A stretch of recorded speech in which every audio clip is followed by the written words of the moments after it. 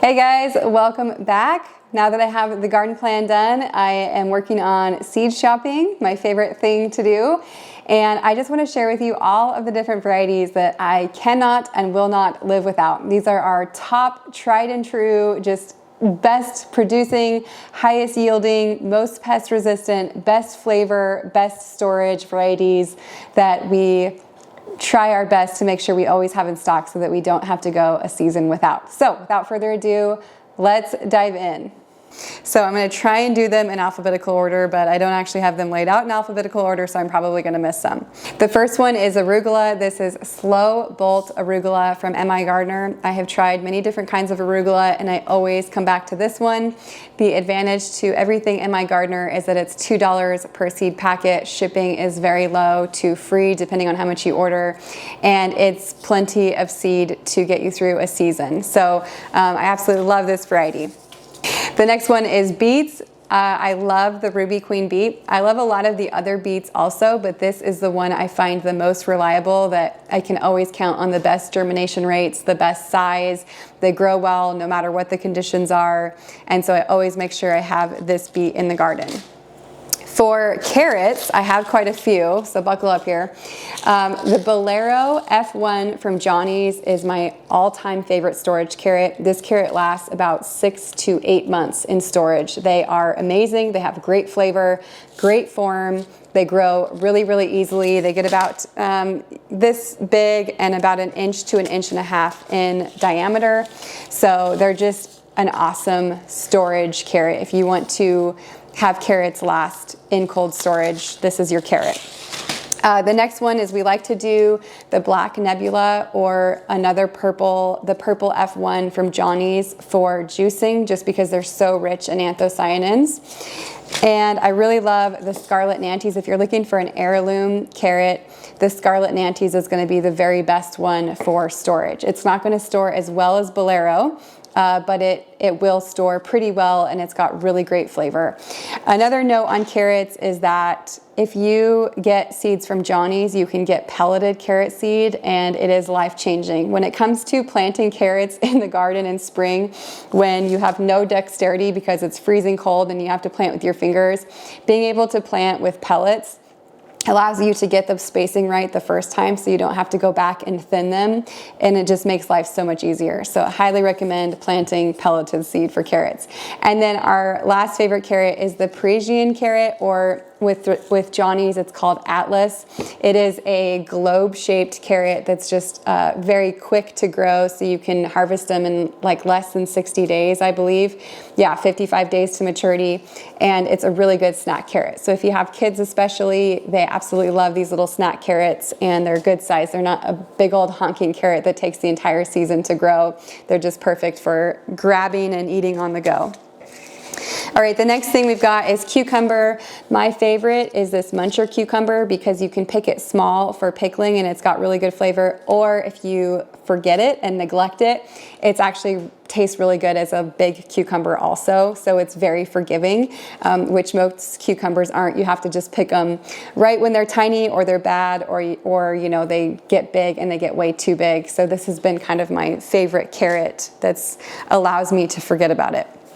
All right, as far as green beans go, I love the Celine green bean from Johnny's. It's actually purple. I have grown so many green beans, and my frustration with them is that if you don't pick them right at the right time, they get really stringy and tough and hard, and they're nasty. I do not like a thick-walled green bean. These green beans are much more delicate. They have a nice thin wall, really, really good flavor. They're good raw. They hold up really well in the freezer. They're great sauteed. It's just an amazing green bean. It cannot be beat. I've tried and tried and tried, and it cannot be beat. And the best part is it has a very long harvest window where it stays tender and delicate and doesn't get tough. All right, we just got done harvesting. We had 14 Celine plants that we harvested from, and this is how much we ended up with. So this was probably going to be close to 4 gallons total of green beans going into the freezer today. So it's super happy with the harvest. Like I said, we get about this much every harvest, and we usually get 4 to 5 really good harvests. So if you're doing the math, that's at least somewhere in the vicinity of 20 gallons of green beans that we can end up with in the freezer from 14 plants. We actually have quite a few other green bean plants here in the back, but I don't like those ones nearly as much. All right, on broccoli, I use Monty F1. I'm still looking to beat this one, but if you have problems with broccoli, which we do, broccoli is hard to grow, as are all the brassicas. I'm constantly on the hunt for better broccoli, cauliflower, and cabbage, but I've been pretty happy overall with Monty. It's got good flavor, it grows really well with the heat, and it's pretty pest resistant. So although I'd like to beat this one, I would say this is a good place to start if you're wanting to grow broccoli and you've had trouble with it. All right, for celery, my all-time favorite is Kelvin F1. It's got a nice mild flavor. If you've ever grown homegrown celery, it's got a very pungent flavor to it, and it's not like the store. The store is very watered down in comparison to homegrown celery. So Kelvin F1 has really good form and flavor that's closer to that grocery store celery, but also good, and it grows really easily. So of all the celery I've tried, this is the one I keep coming back to. Every year I have panicked to harvest celery before the first frost. This year I accidentally forgot about it, and look at it, it's thriving. Turns out it's frost hardy. It's so yummy. It's delicious. It's healthy. Still in the garden. So are the Brussels sprouts. Look at this gorgeous Brussels sprout here.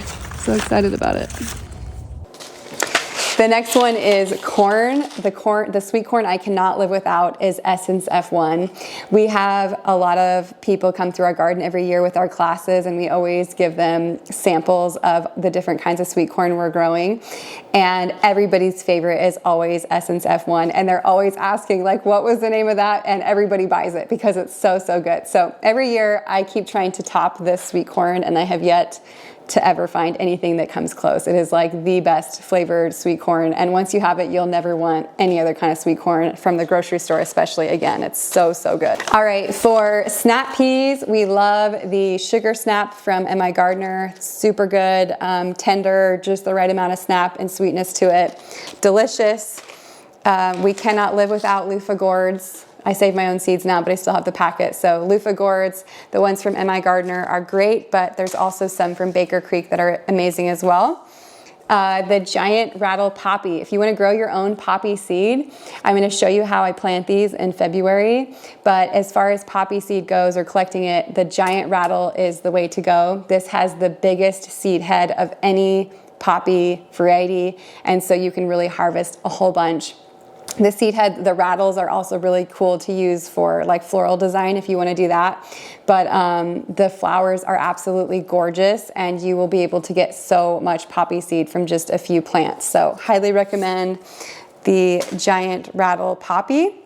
As far as peppers go, actually let's do onions next. I have a whole lot of onions for you also.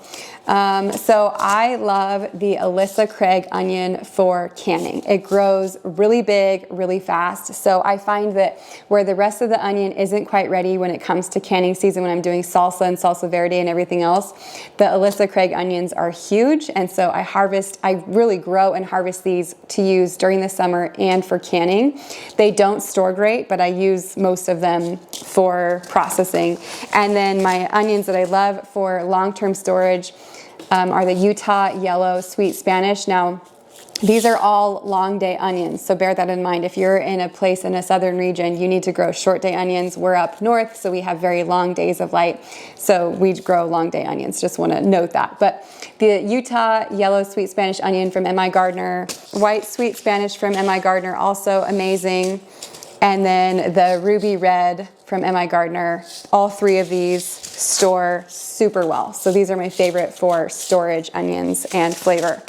And then I like to grow shallots from seed. I feel like they actually do a lot better than shallots from bulb. So I do the Zabroom shallot from M.I. Gardner. And then I also do Caranitan leek. The American flag leek is great too, but I like the Caranitan Carantan, I don't know how you say that, Carantan leek, a little bit better. It gets a little bit bigger and it just lasts a little bit longer. It's a little bit more cold hardy.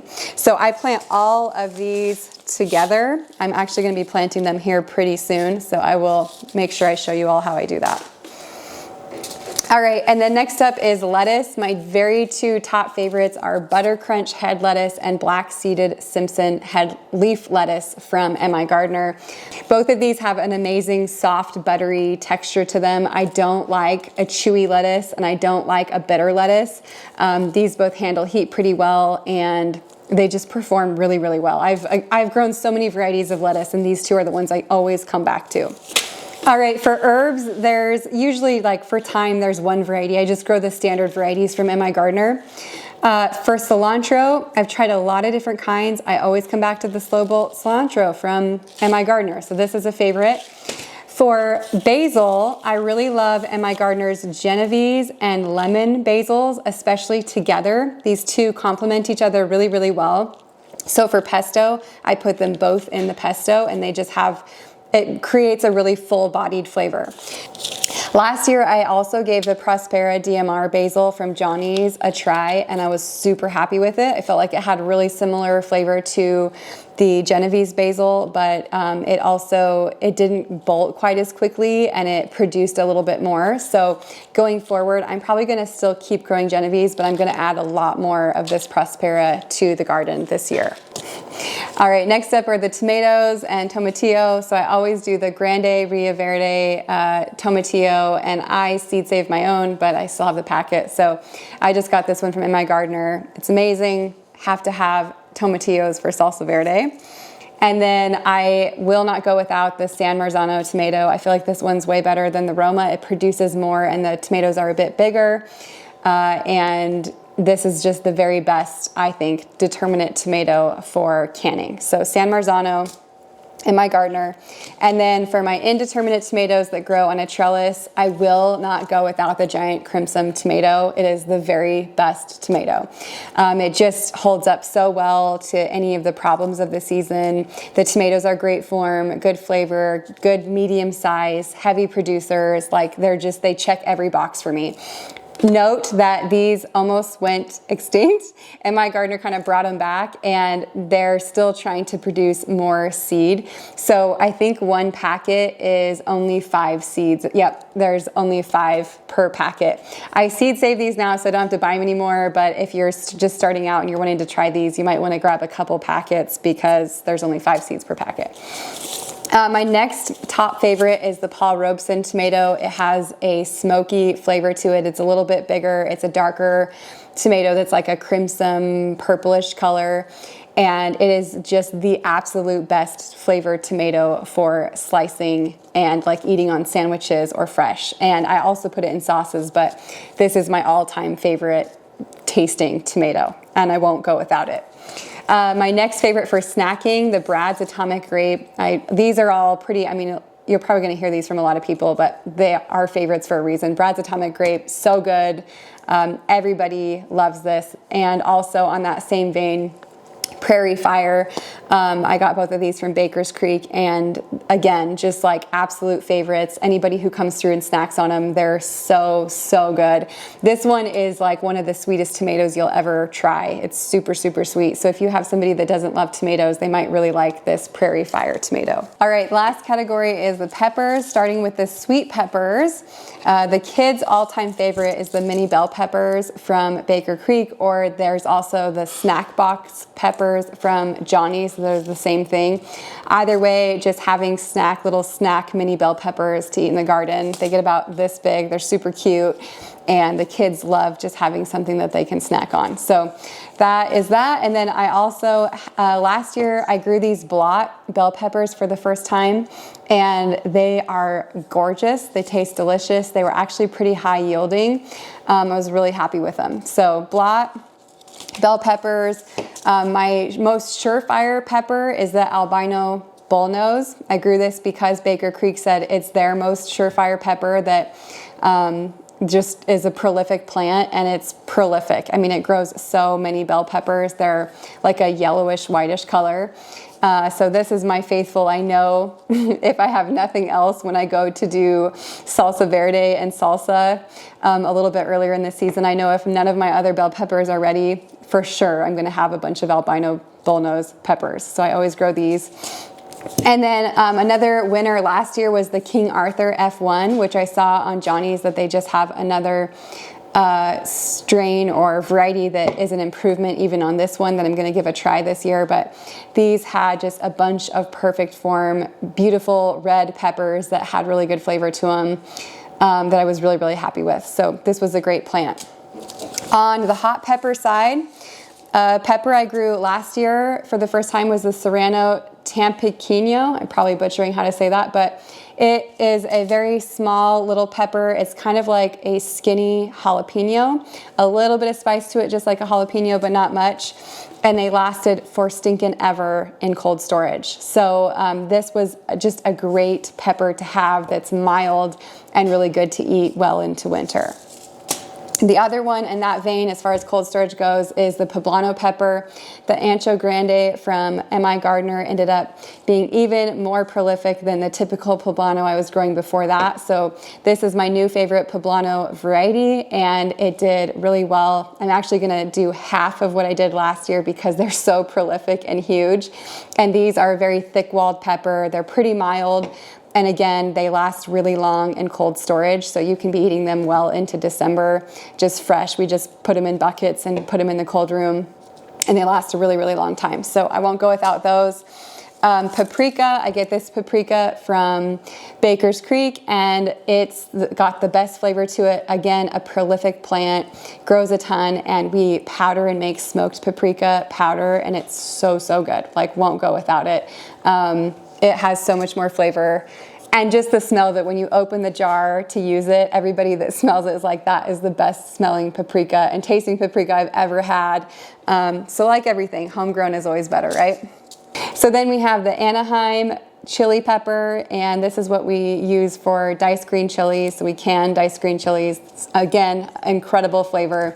These plants are also very, very prolific. You can get a lot off of just a few, and will not go without them. And then for hot sauce, we do the Chinese 5-color pepper. Makes the most incredible hot sauce. So if you love like Chinese hot sauces, this is doing a fermented hot sauce with this pepper is like second to none. It's so good. Again, anybody that comes and has this hot sauce is like, this is the best Chinese hot sauce I've ever had.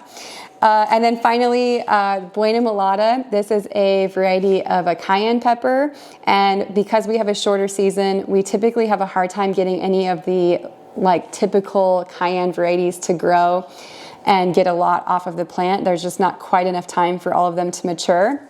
The Buena Mulata is a faster growing cayenne. It's a thicker wall cayenne also, and it's very, very prolific. It does really well up in our colder zone and shorter season, and so I'm able to get a ton to powder because we like to make our own cayenne powder for both culinary and medicinal use.